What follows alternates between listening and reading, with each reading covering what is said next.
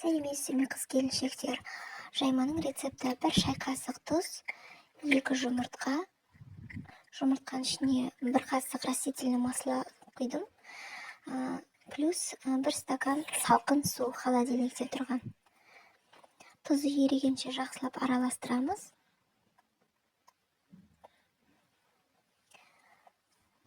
Сонан үстінен ұнды саламыз.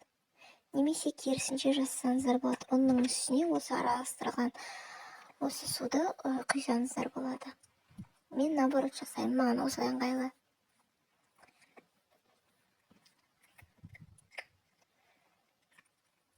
Осы қоспаға примерно 1 килограммдай ұн кетеді. Мен көзбен өлшеп саламын. Қаласаңыздар, постоянно таразға өлшеп салып үйренсеңіздер болады. Жақсылап қаттылау қылып қамыр илейміз. Илеп болып, где-то жарты сағатқа қойып қоямыз. Илеуін қандырып.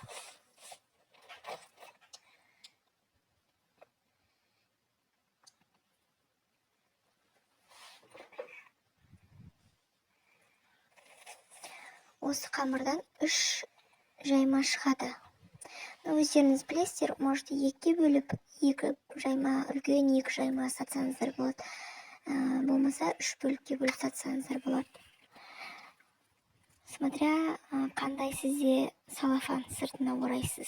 Үлкен салафан болса, 2-ге бөліп, үлкен 2 жайма қылып сатсаңыздар болады.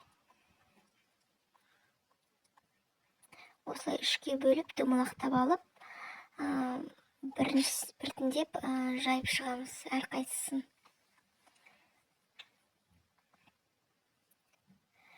Жайғандай только 2 шетінен ғана ұстап жаю керек. Ортасын баспаймыз, 2 шетінен плавно осылай қатты баспаймыз, жаймен салмақ салмай жаямыз. Қолдың салмағын салмаймыз. Ортасын жұқа қылып жібермейміз. Бәрі равномерно болу керек, чтобы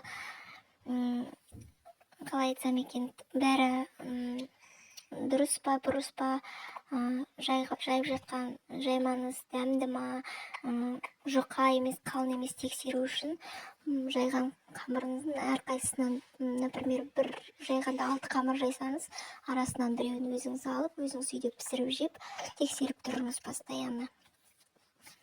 Осындай клёнка сатылады базарда, магазиндерде. Осындай клёнканы алып, жайманы ортасына саламыз. Қалай бүктеу керек екені көрсетілген. Мынау клёнкалар базарларда сатады, метровый бар, штуктап сататыны бар. 100 теңгеден, 120 теңгеден бар. Примерно штуга. Осылай бүктеп, морозилкаға саламыз. Морозилкада 2-3 ай тұра береді.